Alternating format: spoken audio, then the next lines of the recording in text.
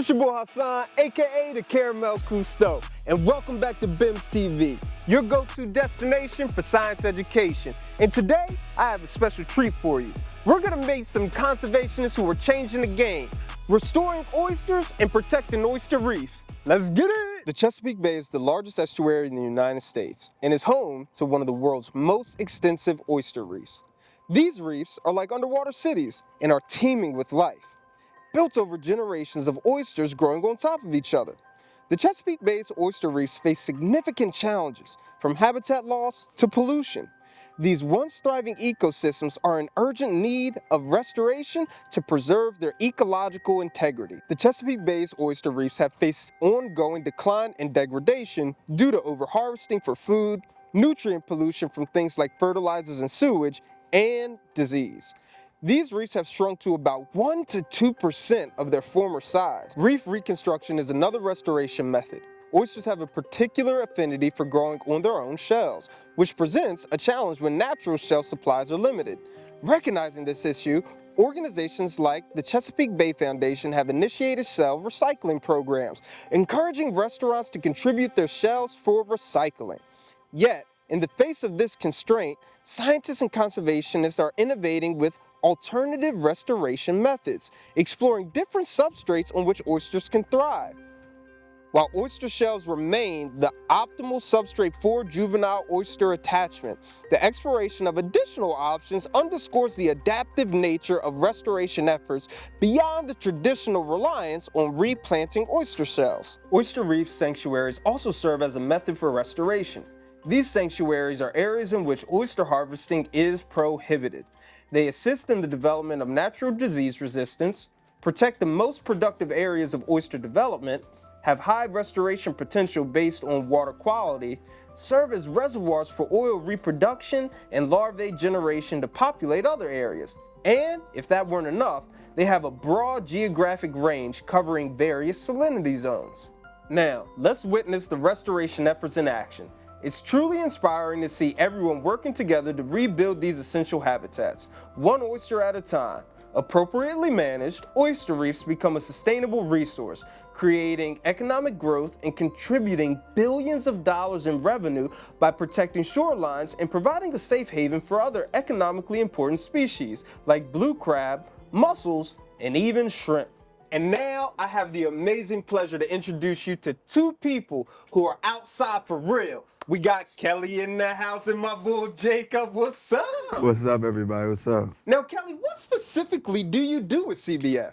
Yeah, so I am the Maryland Oyster Restoration Coordinator, and what that really entails is handling some of our large-scale restoration work, and then some of our more advocacy-based hands-on work, which is our oyster gardening program, and we'll check that out here a little bit later. Now, speaking of oyster gardening, Jacob, I heard you was outside with the gardeners. What's up? Yeah, I'm trying to. So I currently have a little bit of a film project going with CBF where I come out here basically once a month to clean the oyster cages that we have set up down here in downtown Baltimore. So it's a bit of an interesting experience, but something I figured I would document just to see the growth of the new oysters over time until they're released into the bay next spring. Man, this work sounds incredible. So you're talking about oyster cages and cleaning the oyster. So what is an oyster cage? So our oyster gardening program allows us to grow oysters for a 9-month period, giving them, the baby oysters, a better chance of survival once they're planted out on a reef. So a cage, you know, it's 11 by 11 by 18. You'll see one here shortly, and that'll make a lot more sense in terms of how big they are. But each cage we fill with what's called spat on shell. Spat is just a term for baby oyster, and we plant spat or baby oysters onto recycled oyster shell. That gives them a place to kind of kickstart their growth and keep them up out of the bottom. So eventually we'll take all of the oysters, including the ones that Jacob grows for us, and we'll plant them out on a sanctuary reef. Here in Baltimore, we'll plant them out on a reef in the Patapsco, and then all over we kind of plant the oysters where they're grown or close to where they're grown. Absolutely incredible. So why is it important to plant oysters? Like what does this do for the reef? What does this do for the underwater community? Yeah, so over time and historically, oyster reefs have been decimated through, overharvesting, pollution, disease. We've got a lot of different factors going into it. In order to kind of progress and restore these oyster populations, we really need an all hands on deck kind of approach. So we need the fishing industry, we need the aquaculture industry, we need the nonprofits, the restoration team. We need everyone working together to restore these critical habitat. Oyster reefs themselves, oysters are a keystone species in the bay. Wow. And so they support over 300 species of plants and animals Absolutely that incredible. rely on them for their habitat. So restoring them, I really think, is key to saving the bay and the local waterways that feed into it. Yeah, absolutely. Now, Jacob, you mentioned that one of the things that you do is you actually clean these oyster cages. Can you talk to us a little bit about, like, what is the purpose of cleaning an oyster cage? Like, why do you have to clean them?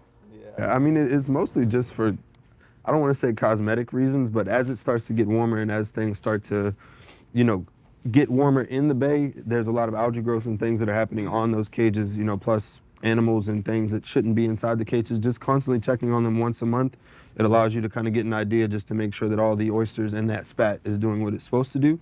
So when you come out, you're basically it's literally just brush and cage, and you just go across the cage all the way up and down every side just to get all the algae off. And then once you have all the algae off, then it's kind of like just drop them back in, go to the next one, and then you head out for the day, and that's pretty much it. Seems like some pretty dirty work, man. That's crazy. Now, all this talk about oyster cages, is it possible for us to take a look at one? Yeah, let's go. Let's do it. All right, let's go ahead and pull this one up. You can see what's inside. Easiest fishing you'll ever do. So each cage is filled with, like I mentioned, that recycled oyster shell, and it's got the spat on it. We can go ahead and actually open this up, and we'll be able to see what that spat on shell actually looks like. I see what you're talking about with the algae and stuff, Yeah. though, and why, like, keeping it clean helps to make sure, like, the water is able to pass through so that these Exactly. guys are able to feed. Yeah, so bringing oxygen, bringing algae, which is their food source, all important things. So this is an example of that recycled shell that we've got. I'll just go ahead and clean it off a little bit. This is 2 oysters Little babies. on the one side, and then we always flip it over and count on the other side. So here we've got a few more, and you'll see these were all planted at the same time. This one's growing a lot faster. It's really just availability of resources in there. So over time, they'll kind of outcompete each other, and they'll hopefully become that cluster that we saw on the boat earlier. But keeping the cages clean gives people an opportunity to come out and volunteer and engage. And typically in the warmer months when we pull the cages up, Jacob can attest to this, eels, crabs, fish, shrimp, all sorts of animals come out. And so it's one thing for me to talk about, these oysters are great habitat, but to actually come out and see it is a whole nother thing. Yeah, absolutely. Now, I see Save the Bay is written, like, literally everywhere. Yeah. So can you talk to me a little bit about, like, how do oysters help save the bay? Yeah, so really by filtering, that's one of the biggest things that we talk about at CBF. There's too many nutrients in the bay today. People always ask, when will the bay be like Bermuda or Bahamas, like that crystal clear water? It won't be. Yeah. It wasn't designed to be that way. And so what the oysters do is they remove excess nutrients out of the water by consuming that algae.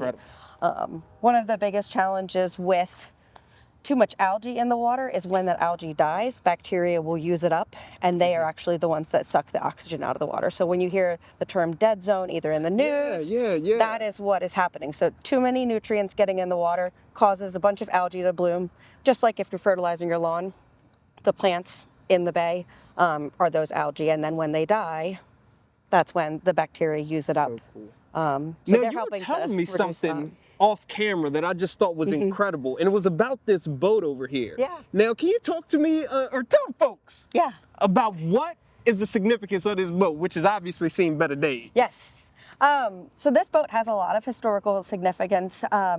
You wouldn't necessarily know it just by looking at it, but there was a period of time during oyster harvesting that were known as the Oyster Wars. And so this boat was a part of what was considered the Oyster Navy. So think of it as the regulatory agency back then. Yeah.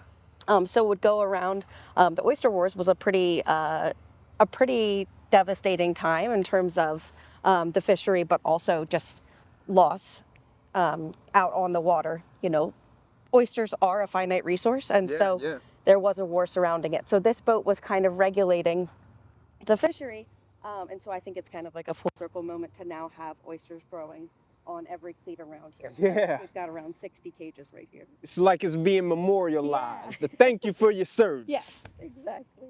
Well, let's get this thing zipped back up and let's go back to the boat. All right. Because your boy almost fell in the water too. It would have been tragic. Yeah, I always tell people the only time that you ever need to open this up is if a blue crab gets in there. They're like one of the biggest predators of oysters. So.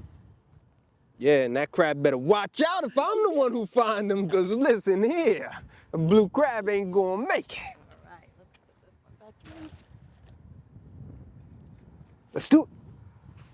So you guys both sound incredibly passionate about this work. I mean, Jacob, you're out here getting dirty. Kelly, you've just talked all about how oysters are so important. What makes you so passionate about this work? So I think for me, it's the potential. Oysters, we know, are incredible filters. Up to 50 gallons of water a day is what an adult oyster can filter. So an immense amount of water. I think we've got more people in the Bay watershed than we've ever had. And so we have to look at things that have a big bang for their buck. And oysters, I think, are ecologically the way to do that. And so for us, I like to keep engaged and passionate thinking about innovation. So can we do additional monitoring to see what reefs need to be reseeded? Can we do direct setting and maybe cut out some of the kind of in-between costs? And so I think the industry itself, oyster restoration and oyster in general, are always changing. So keeping up with that is what I think kind of fuels the fire for work for me. What about you, Jacob? For me, it's always been a story of just growing up as a black man and being interested in something that a lot of other people weren't interested in. So just being in school and kind of growing up and always wanting to do stuff outdoors led me down a path of doing a lot of things alone, but also learning that a lot of people in this field kind of run into those same issues. So I kind of got into the filmmaking sense of things as well as photography, and down that path it kind of led me to working with a lot of organizations that are doing great work for the environment. And in doing so, it just kind of allows me to just, share that passion like Kelly was talking about, but do it in a sense that allows me to, highlight the people that are out there doing that great work. Because like I was saying, on Nat Geo, you may see those shots that people are out in the middle of nowhere for a year or possibly even 2-3 years doing, but you're not hearing about the people that are actually sitting out in the middle of the wilderness doing that work. So it's my job, or I want to make it my job, to kind of share those people's stories like yours or Kelly's. Last messages that you guys have for the folks out there. Kelly, I'll start with you. Do you have anything you want people to take away from this talk? Yeah, I think a few things. So people often find out what I do and they're like, I don't eat oysters, or they don't want to tell me that they eat oysters. We want people to consume oysters. We want them to look at where they're coming from. We're huge supporters of the aquaculture industry, so oysters that are raised for consumption. But the biggest thing for that is recycling the oyster shell. I've grown up in Maryland my whole life, didn't know that oyster shell recycling was a thing. You think about plastic, you think about, aluminum, all these things. So we actually age that shell for a year, kill off any pathogens, bacteria, anything that could, we don't want to be reintroduced into the bay. And then that's what we use as the foundation of our restoration work. So without clean recycled shell, we have to look at alternative substrates, which is and I saw you brought some shells with you over there. Yeah, so this is a good example of what it could look like if you take that recycled shell and then you plant small oysters on there. So over time, the oysters that we're growing in our oyster gardens will kind of grow up and off of the shell. These are obviously not alive, but a good visualization of what they kind of look like. Oysters themselves want to grow in a vertical structure. They want to grow up and out of that muddy bottom, and we want to keep them out of that muddy bottom. And so for us, giving them a head start by planting them on that is big. The other thing is oyster restoration can feel very distant for a lot of people. They feel disconnected to it, I guess. And so one of my jobs is to reconnect people to the resource, and through oysters is where I've kind of found a lot of folks are interested. So becoming an oyster gardener, supporting our programs, coming out and visiting our center to see what the oyster restoration process looks like we're open to anyone. So come on Absolutely out. incredible. See, this is so cool, man. And one thing at BIMS TV that we love to do is to make and facilitate those connections. That is why what we do. And so you talking about making those connections, it feels so at home for what our goals are. Jacob, any last parting words of wisdom? No, not much, man. I mean, if you guys are watching, these videos from BIM specifically, it means that you're interested in something that is going to start becoming very, very key in these next few years, especially with the current political situation that we're going through, as well as just everything climate change-wise. As you guys are educating yourselves more through these social platforms, I'm hoping that you're actually getting some sort of takeaway from seeing videos like these and having these abilities to, get this education through these platforms. But the most important thing is to just make sure that you're getting outside and you're having some sort of moment in nature. So, like Kelly was saying, you guys can sign up if you're in the Maryland area to, possibly become an oyster gardener or just volunteer anywhere that needs help, because places are always looking. That's the main takeaway. Just get outside, have a moment in nature, man. Jacob. Kelly, That is awesome. bring it Thank you in. so much. Absolutely, absolutely. Whether you're supporting local organizations, sustainable seafood, or just clean water policies, we all play a role in protecting this incredible ecosystem. Thank you again for joining me on another episode of BIMS TV. And we outside.